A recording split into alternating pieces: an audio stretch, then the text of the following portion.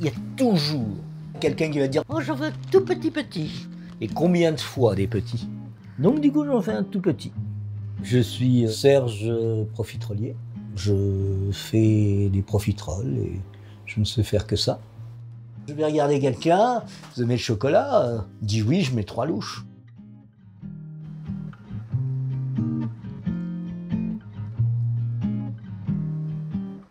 Aujourd'hui, je veux faire des choux craquelins.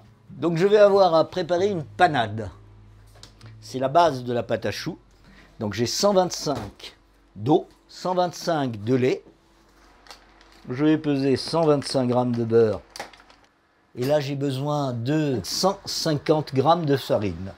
Moitié de farine de blé semi-complète et moitié de petit épeautre. Voilà. Voilà.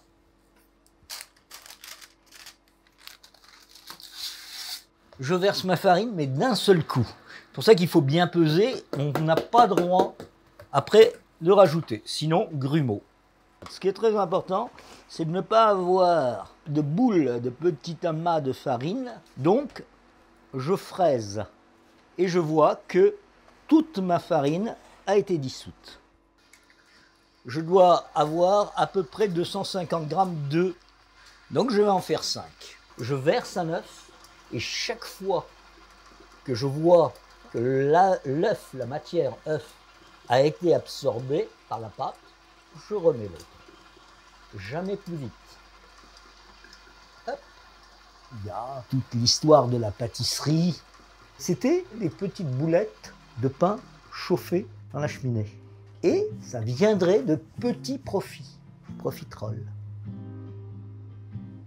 Et là, c'est ce qu'on appelle le bec d'oiseau. S'il descend rapidement comme un bec d'aigle, c'est qu'il y a suffisamment d'œufs. Là, il a pris son temps tranquillou. Mais je ne suis pas très loin de mon résultat. Il faut qu'il y ait effectivement cette dimension où ça me plaît, le bec qui va me faire, la brillance de la pâte, ben ça va me plaire. Voilà. Ah, on est entre le dindon et l'aigle. J'ai appris à faire des profiteroles au lycée. Et puis il y a une petite dizaine d'années, je pense, hein. Donc une copine restauratrice avait envie pour une occasion que je lui fasse un dessert. Et puis j'ai dit, bah, je vais te faire des profiteroles. Voilà. Et donc je me suis mis à faire ça. Et comme j'aime bien la fête, j'aime bien la musique, donc j'étais profiterolier nomade et profiterolier de la fête. Il faut que la poche, vous sentiez bien dans votre main, hein, dans la main là, vous sentez le poids. C'est cette main qui va guider et cette main-là qui va pousser. À partir de ce moment-là, je ne bouge pas parce que la pâte va s'en souvenir quand elle va cuire. Oh, j'en veux tout petit petit. Je vais faire mon craquelin. C'est un crumble tout bête, un mélange de beurre, de sucre cassonade, farine et je rajoute de la poudre d'amande ou de noisette. Alors j'adore le rouleau. Excellent pour tout le haut du corps. Très bien. Vous pouvez effectivement du coup abandonner votre abonnement Gymnase Club. Là, vous êtes effectivement dans mon laboratoire et qui a été construit dans mon garage. Voilà, donc là, ici, je suis tranquille, je peux vraiment travailler comme je veux, y compris chanter fort. Et ce qui, je dirais, facilite la vie de couple. Voilà, donc ils sont prêts. À partir de ce moment-là, je regarde, c'est pour ça que je nettoie ma vitre. Sinon, on s'en fout. Je regarde et je n'ouvre pas.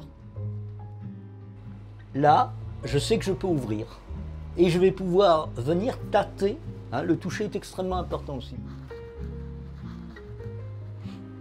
Voilà ce que je vais chercher.